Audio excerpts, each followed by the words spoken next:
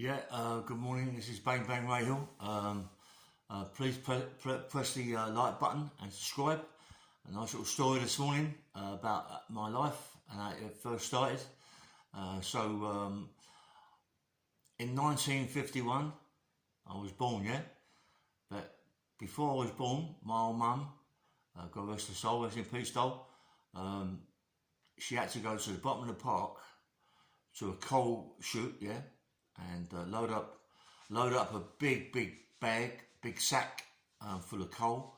Every couple of weeks, my mum used to do that, and she had a Silver Cross pram worth a fortune a day, and they'd fill a pram up with this sack, and my mum would push it up the park, up a hill.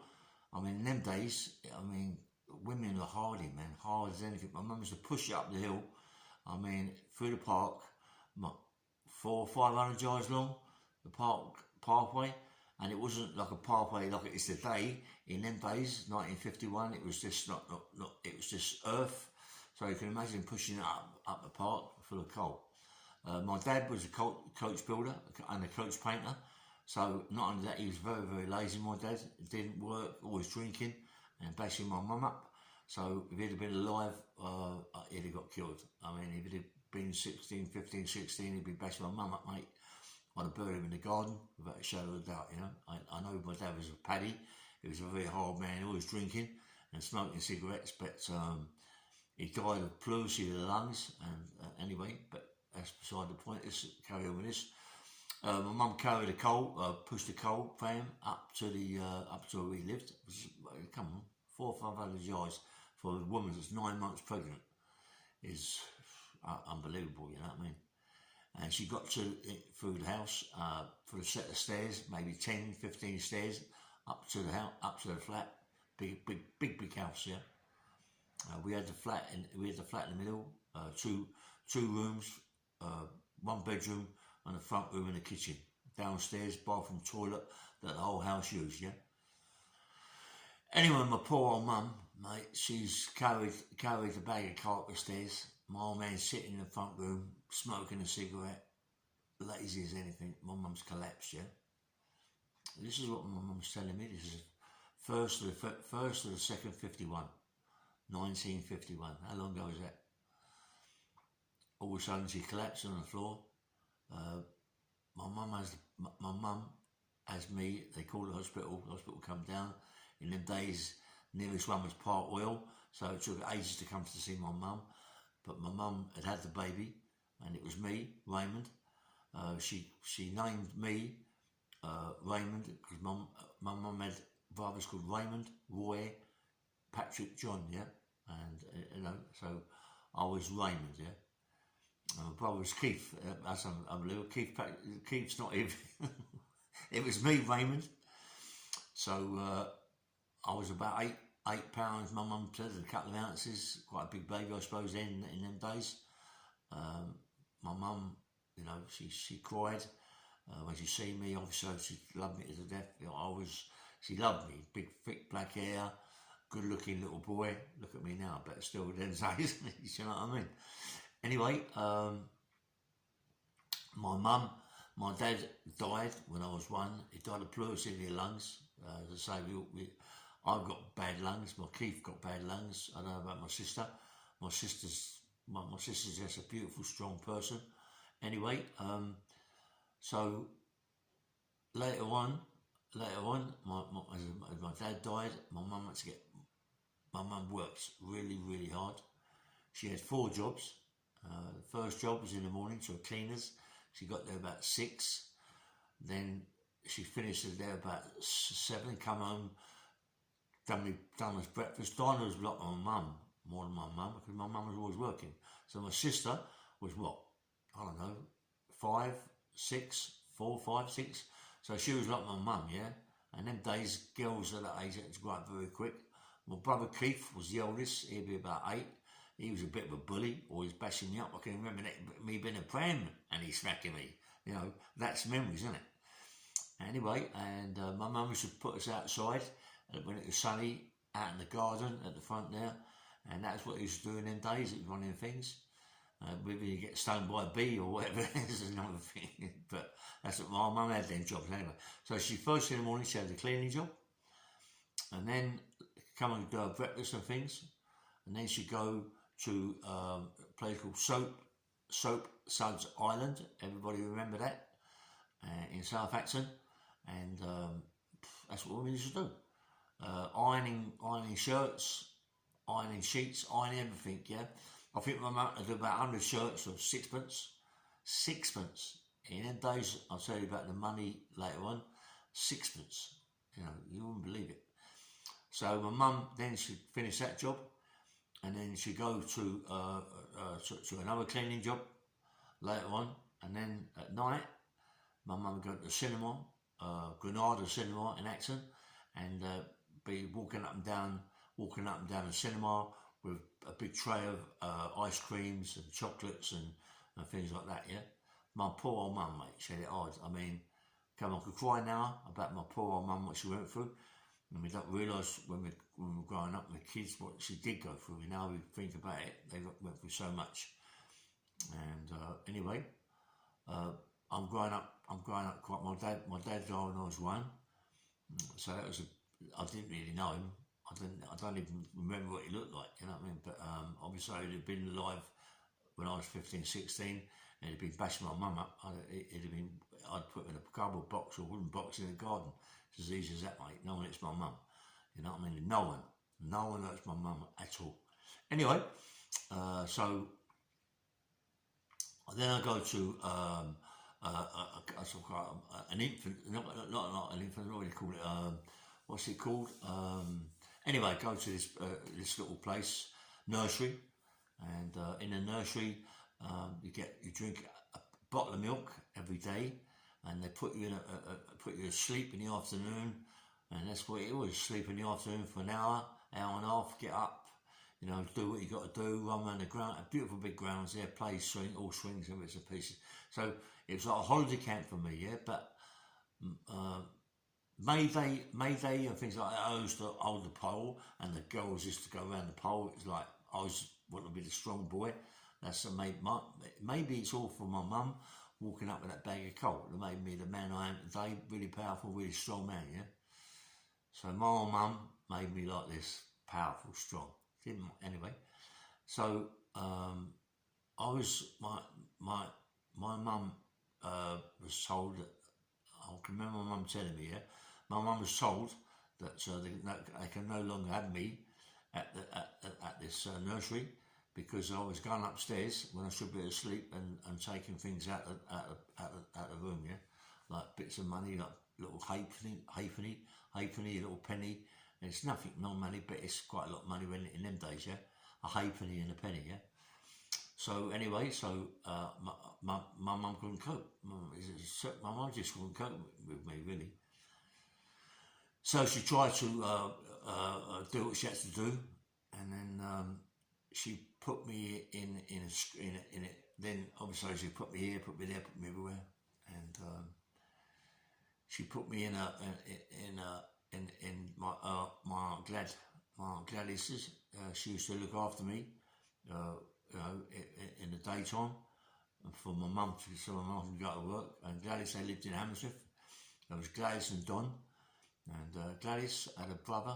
He was he'd been in the army, and he for some reason, we know the reason now, that he got chucked out of the army.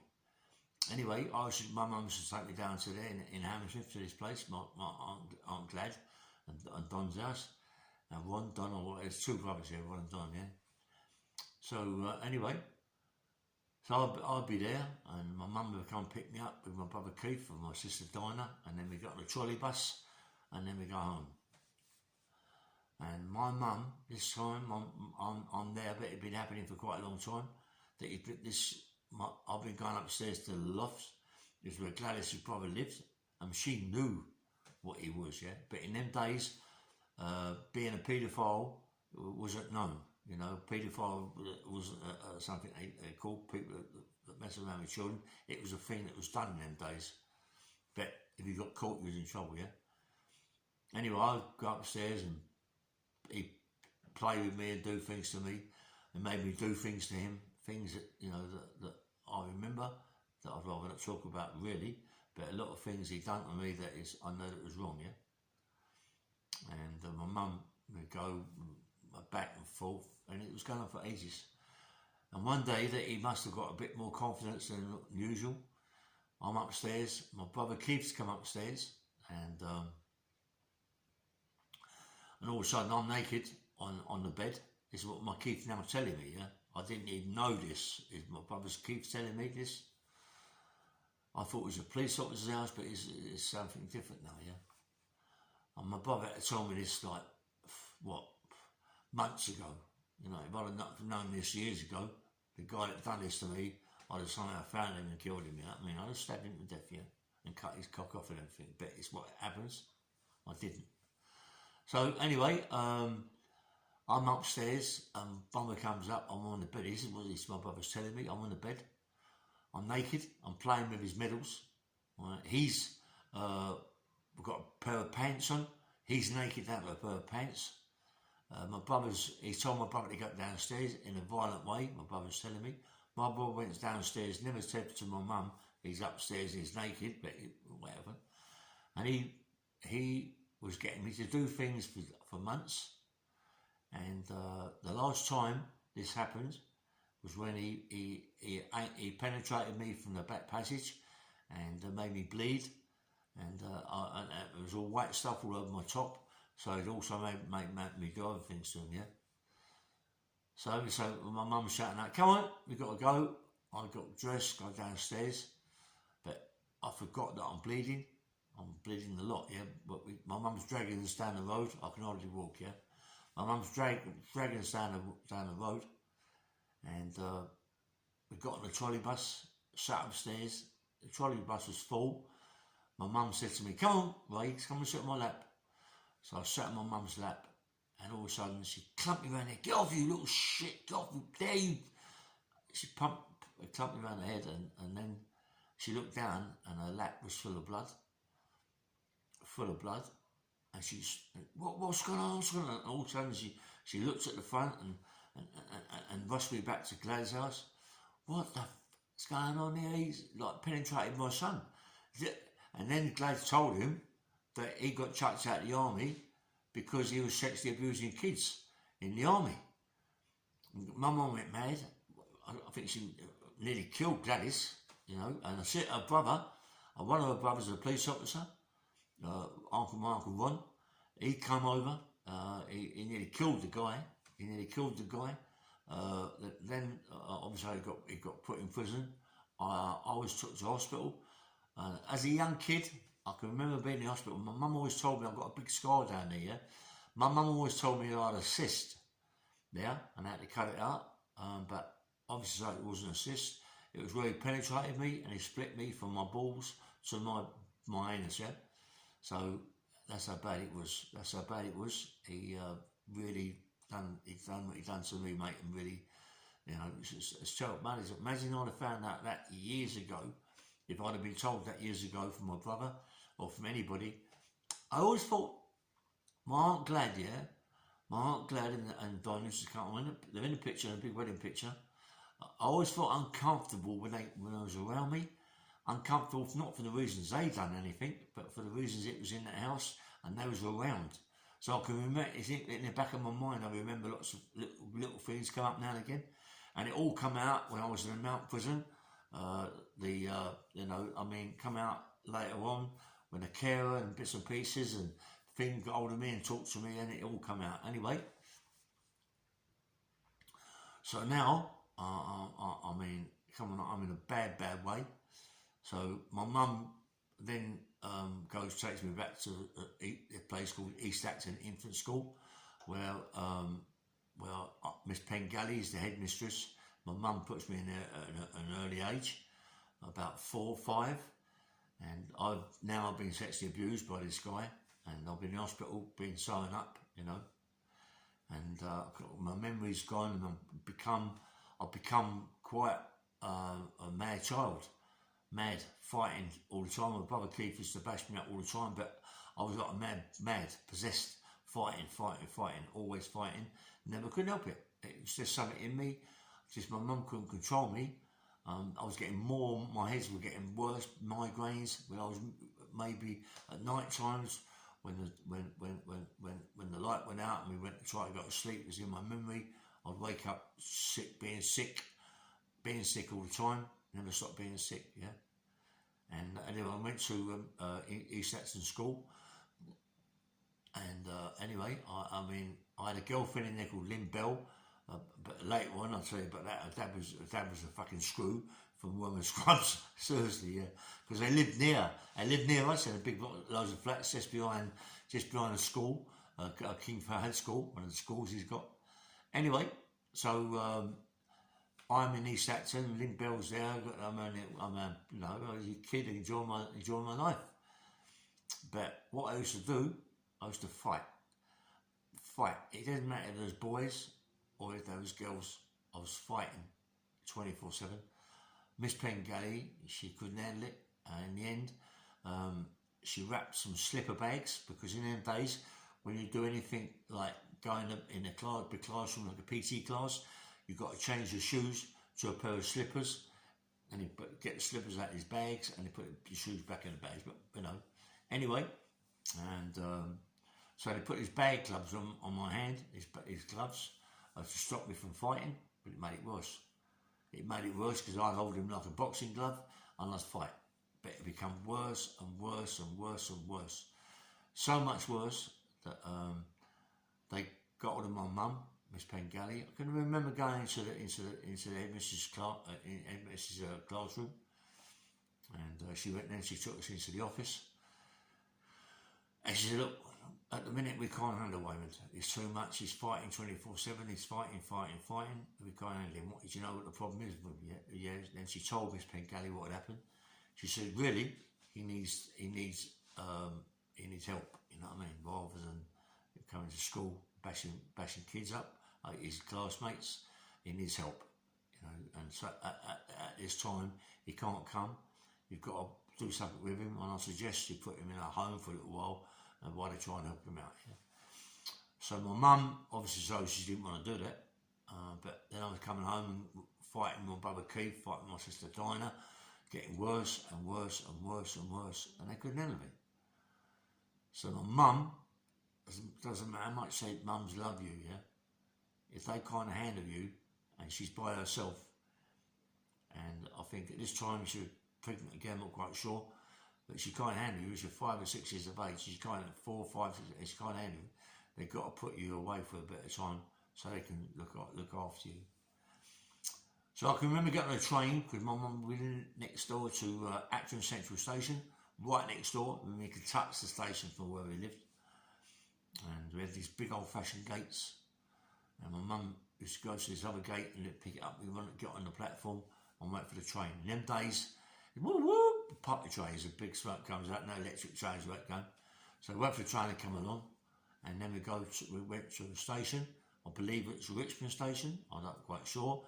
And then we got on the train. We got about 4 or 5 trains, and we wound up in a home in Wales late on that day, and they kept me there in a home. My mum left. We was in a home. We was put in a dormitory with girls and boys. My sister said, anyway, cut a long story, forget that. I was in a dormitory with girls and boys, and it was lovely. I loved it. You know, I mean, I was still fighting, but it wasn't so bad. We could go down the beach, you know, get a coach, go down the beach and things like that, and it was nice. And then one night, I was in the dorm with the boys and girls, more boys and girls, and I noticed that they was coming up, and there was a lot of sobs, cries, where people were taking kids away, like 2, 3 at a time. People that I don't know, I haven't seen in the school, in this big school, I haven't seen them. This home, I hadn't seen them before, and they just take kids away, kids be sobbing, yeah? And I wonder what it was. I thought it was going, I don't know what it was. I thought it was taking them downstairs to play with, like, I don't know, the kids. And one morning, I got up, woke up, and there's this little girl next to me, really crying, sobbing, you know, really crying. And I felt so sorry for her. She was sort of talking to me, I don't want to go downstairs no more. I don't like it. they're doing things to me that I don't like, right? And I went, what are they doing? And she sort of tried to explain it to me, and I thought, my God, it's happened to me before this, you know what I mean? But is it a good thing? Is it a bad thing?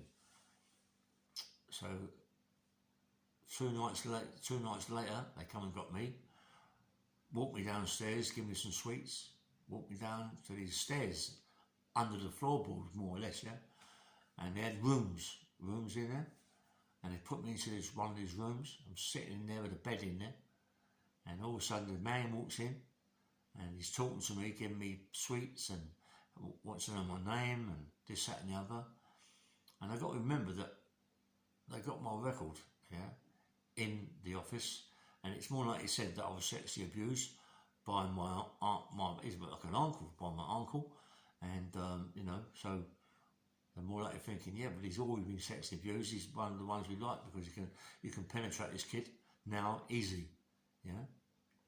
So anyway, the guy's coming in the room. He's getting me to do things I've already seen before and done before, touching certain parts of his body, and he's touching me and doing things to me.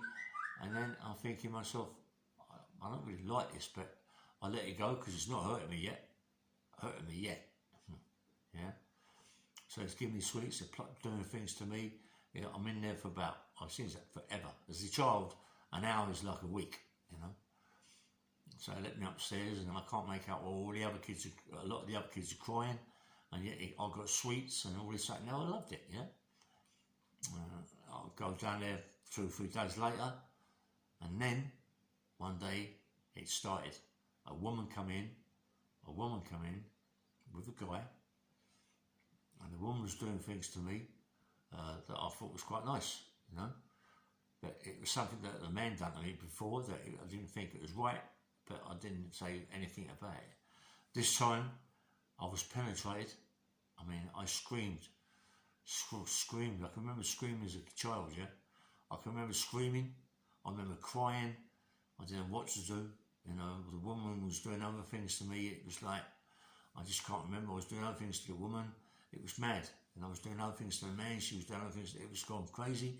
I was in there for, it seems like days, but it was maybe an hour. And then I was took upstairs. I was now sobbing. Maybe with blood trickling down my legs. I don't know, yeah. But I can remember these things happening to me before, and it was going on and on and on. It never stopped. His house in Wales, it was one of them things that come in the news years back, that I was in the front room with my mum, and it come on the news, because what happened? When I first got sexually abused by my uncle, my mum used to love me to death, cuddle me, love me, buy me sweets, look right after me. So when I come home from the home, my mum picked me up, and I told my mum about what had gone on. She didn't believe me because she thought that I wanted more sweets, more loving. So it was just left, but it made me worse. It made me more worse than anything. When I come home to my brother Keith and my sister Dinah, going to get my sisters like my mum, I was fighting, always fighting, doing silly things. We'd go to the park and we'd play with my brother Keith, dirt fights, yeah?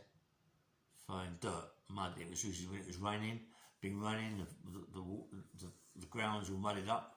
We'd roll the mud up and chuck it at each other. And this time my brother indoors and bashed me up bad, and I thought I'm going to get my own back, yeah?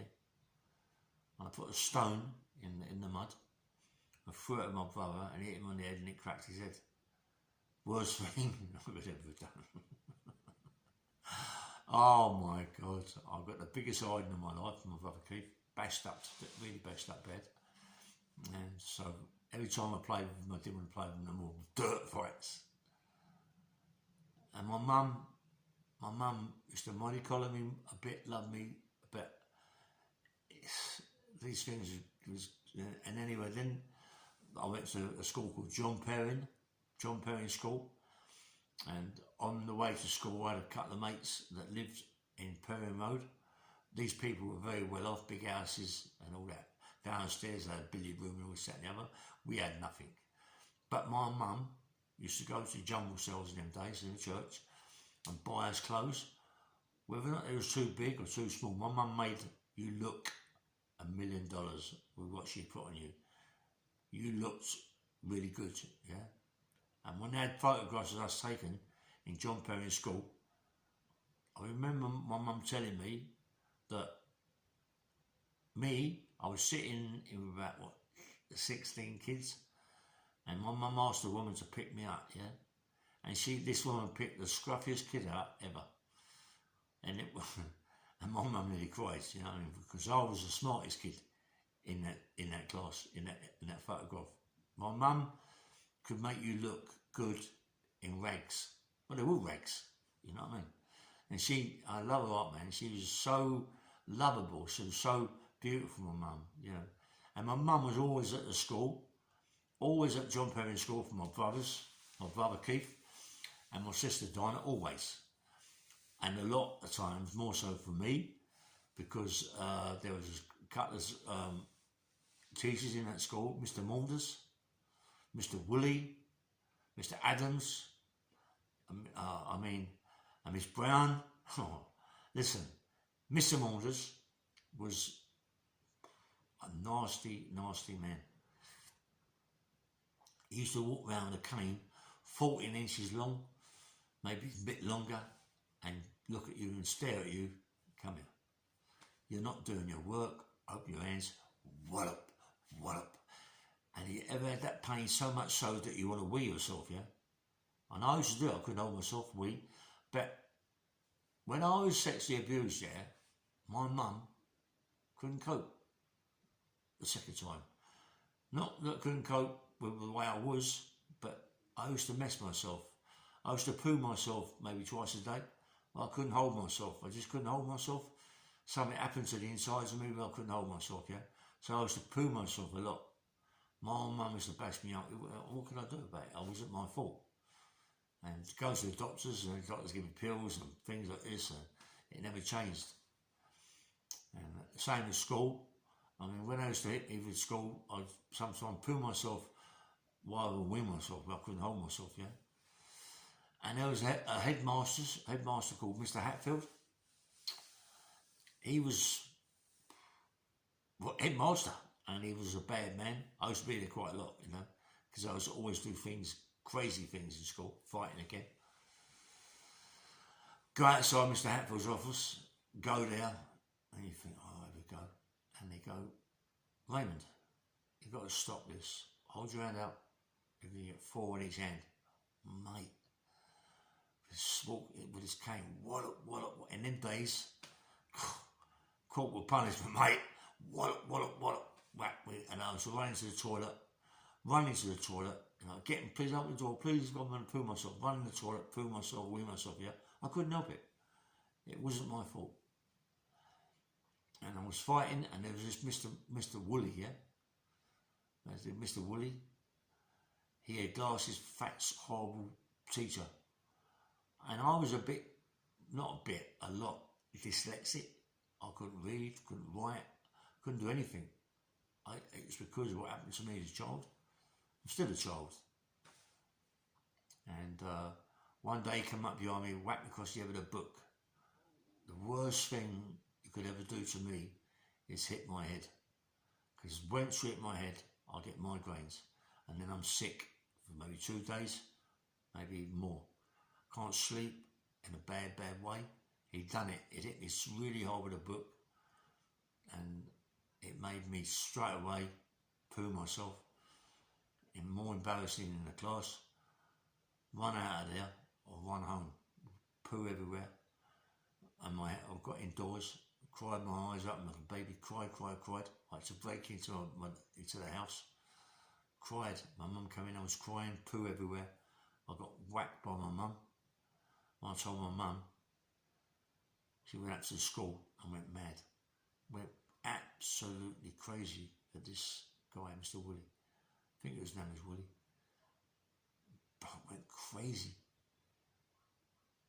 Then I couldn't cope with it, you know. And I thought, this guy is taking Mr. Moore. I forget his name anyway, Mr. Woolley, Mr. Moore, anyway. And I waited for him to come for the class one day. and I stood on his table. I hit him with a big chair. In them days, chairs were solid chairs. I hit him across the head with the chair. He hit the floor, and I never stopped hitting him. They called the police. I was very lucky as a child I wasn't put in a home again. But it let me off. I think a lot more come out of it, and my mum explained things to them. Perhaps that's why they let it go, yeah. I was still at school. They still give me plenty of grief, but sometimes while I couldn't cope, I played truant. Yeah? Sometimes I walk up Perry Road, just walk up there to go to school, and I wouldn't give any, and I'd come back. This day I was walking up to school, and there was an old boy in a wheelchair, and he called me over, and he was talking to me, giving me little bits of sweets, and he put his hands down my trousers, and he started to play with me, which I knew was wrong, yeah? I knew that it was wrong, but what can I do? I'm a child, kid. But mate, that was it. I couldn't take no more of this people doing this to me, yeah? I went to school, and I got my mates, 3 or 4 of my mates, and I said, look, there's this boy, this old boy that does things to me, done the thing to me, and I'm not happy with it, yeah? And we've got to do something about it. And so we all went round this morning to see this old boy outside, and he started talking to us, getting me to sit in his lap, and all this, that, and the other. And we was all going, let's go into your place, and we can talk in there, you know, we can do things in there. So wheeled him in the chair, got him into the flat. We bashed this old boy up, bashed him up. I don't know what happened to him, but I never see him again. But we nicked all his money, sixpences, threepences, halfpennies, pennies, 2 shillings, 2 bob used to call it, half a crown, and took his money. Couldn't really find him. I think we found a 10 shilling note, 10 bob it used to be called then, 10 bob note, and we took that and ran. We never see him again. Whatever happened to him, I don't know. Perhaps, you know, I don't know what happened, but he got it, mate, from us. He can't be doing that, and it broke my heart that it's going to happen again. So then I talked to my friends. You've got to remember, we're 9s now, 9s, 10s, and we ain't putting up with this shit. And I said, what we're going to do? It's like, you don't believe we're kids, and we're kids, yeah. We're kids, and it's like a mafia film. It's like we're starting as kids. We ain't putting up with this shit, yeah. And Acton Park, massive park, used to have benches in the park, and on the benches used to get lots of old boys sitting on these benches that haven't got. In them days, to play around with kids was a normal thing, yeah, in the 50s, the 60s, early 60s. And we wanted it, we loved it, because we used to bash them up in the park and nick all their money. Bash them up in the park and nick all their money. We was like little mafia. we was really bad. And why not? Why not, mate? We had to sort these people out, you know. And I was the one that started it off, yeah. And we was doing it 24/7 to these people. And we was never going to school. My mum used to kill me, yeah. My mum used to bash me. But I used to give her my money out of it, yeah. And we used to go to shops near where I lived, yeah, paper shops. I had a paper round, my sister had a paper round, Keith had a paper, I had paper rounds. But when I was going to the shop in the paper round, I used to look around the shop, yeah, and think to myself, in them days they never had alarms and all the bit locks, yeah. So as kids, me and my friends went around the back of these shops, smash the windows, get through. Sometimes it's in a pub, not very often. Get in there, nick all the cigarettes, all the sweets, as much as we can, yeah. Give them to our mums. Eat the sweets, give mums the cigarettes, and also give mums the sweets, yeah. And my mum still works at Granada Cinema, and my old mum, love her up, mate. She got the sack over us kids. Me, Dinah, and Keith. We used to go around the back of the cinema, and my mum used to let us in. Through the toilets, under the door, let us in, bunk in. How pathetic are these people, yeah? They caught my mum doing it and sacked my mum on the spot. So my mum lost her job. So now it's even worse. My mum's got, it's really hard for my mum. But my mum, she met this guy here called Bob. I remember, and I always just go to the swimming pool, and there was a guy in there called Sigsworth, yeah? He was like muscular, you know? We was kids, 9, 10. He was muscular, but he wanted to be a chap, yeah? And he used to duck me under the water. Duck me under the water, yeah? I'll tell you a little story before all that happened, yeah? Listen, I don't blame my mum for what it is, because you can imagine my mum went through quite a lot with us, too much really. And as I told you before, that in the house there was one toilet, one bathroom. They used to come down from my mum's place, or around the back when it was pissing with rain. They used to come from my mum's downstairs into the toilet. And in the toilet in them days, there was no toilet paper. People used to whip up, well, it was, but we couldn't afford it, whip up paper, newspapers, and put them on a hook in the toilet so you wipe your ass on that. So being as kids, you wipe your ass, you slide up your bum, it don't go nowhere, yeah? Poo goes up your bum because it's paper. Right? And then what happens? You put your pants on, shit all over your pants, mum sees that, bashes you up, yeah? But it's normal. And I always remember, yeah, that I had, I'm going back now because I've missed a lot, yeah? In my house, we used to have a coal chute. A coal chute where they used to put coal. And you had a coalman living in the house, but never put coal in there for my mum. Never. I used to get in this coal chute through this door, in the coal chute, sit in there, pitch black, freezing cold, winter, summer, whatever, freezing cold, dirty old coal bunker, sitting there, didn't want to be upstairs, didn't want my brother to bash me up, just wanted to be by myself. This is what's happened to me being sexy as a child. It's sent me off my nut. So I was sitting in there, and one day I was sitting in there, and I went, and I see this mouse. And the next day I got a box, what was in there, and I caught this mouse, put it in the box, shut the lid, and I made a hole and put a bit of plastic over it, and anyway, I had my mouse in there. And so I used to feed it with what we could get, bread. Bread was hard to come by, so to nick a little bit of bread from the mouse was quite hard work, or anything, so anything. But one day, I see a spider, threw a spider in there, and the mouse was eating the spider. I thought, well, that's good.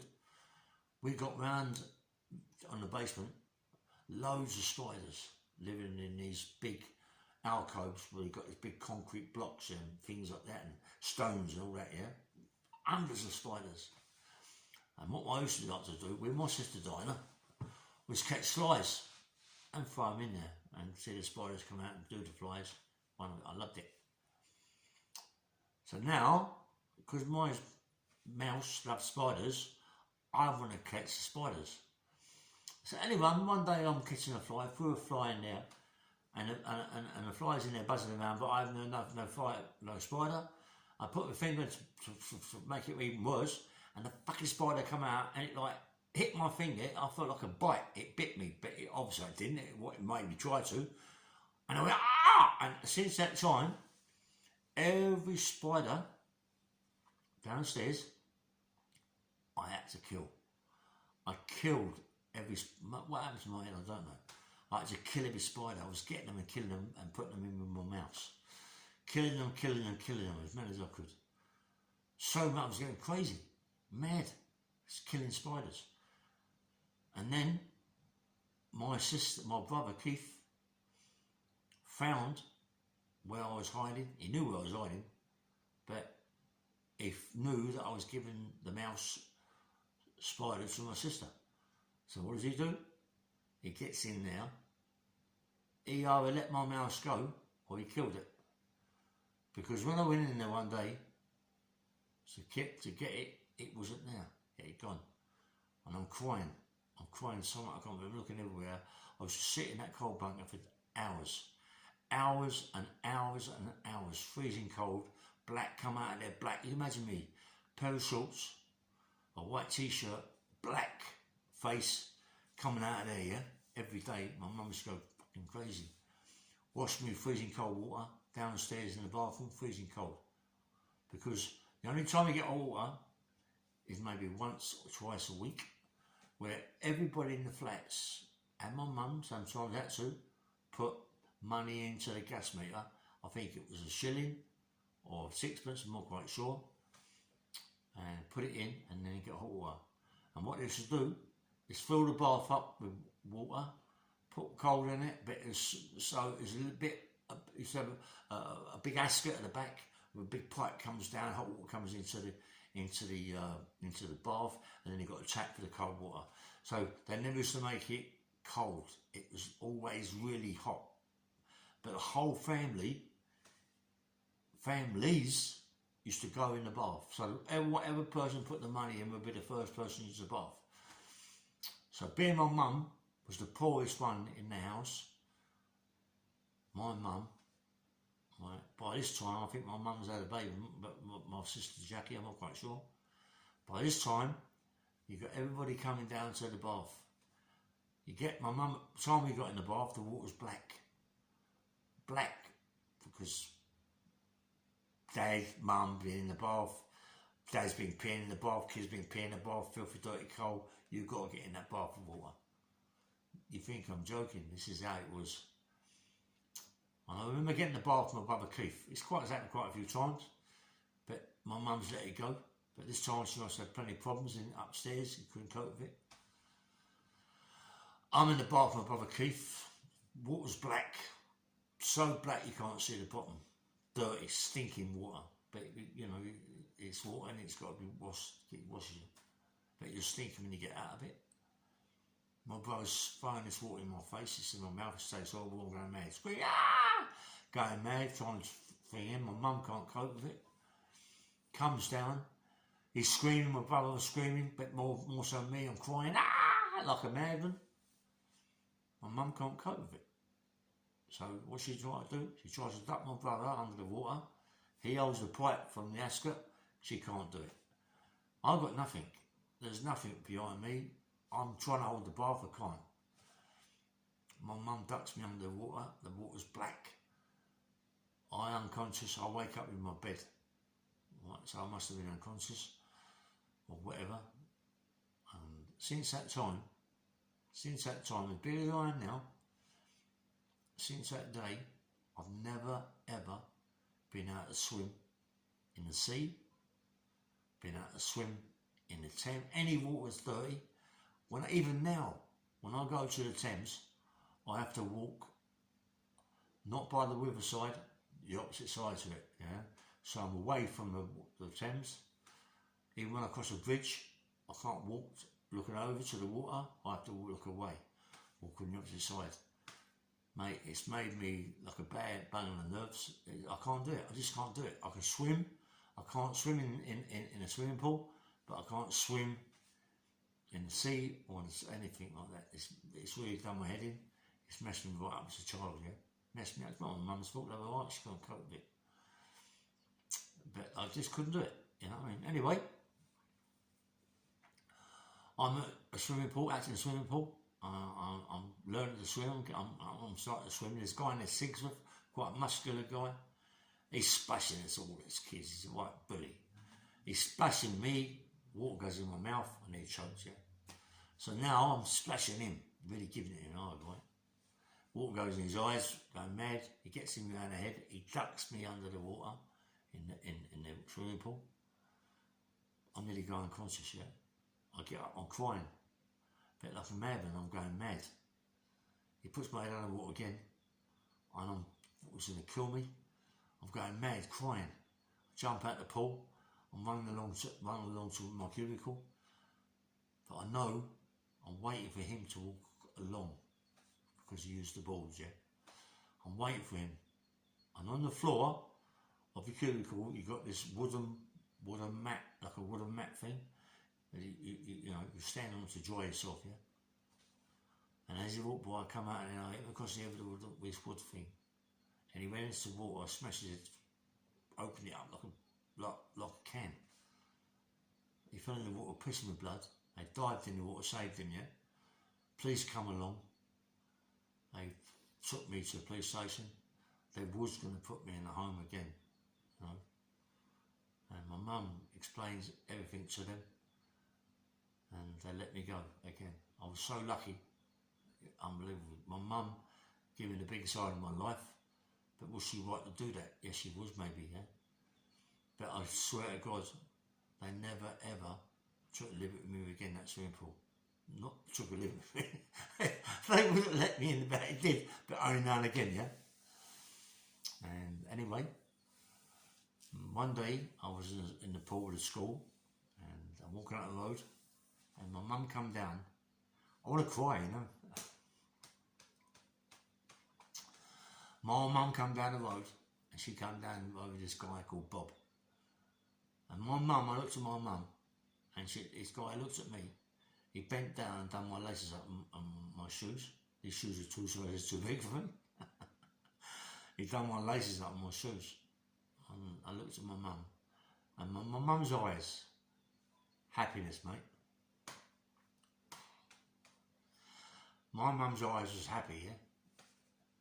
And she smiled, man. And that made me feel so good. Anyway, this is Bang Bang on the Hill. Please like and subscribe. There's a lot more story that I'll get a bit upset, yeah? Nice one.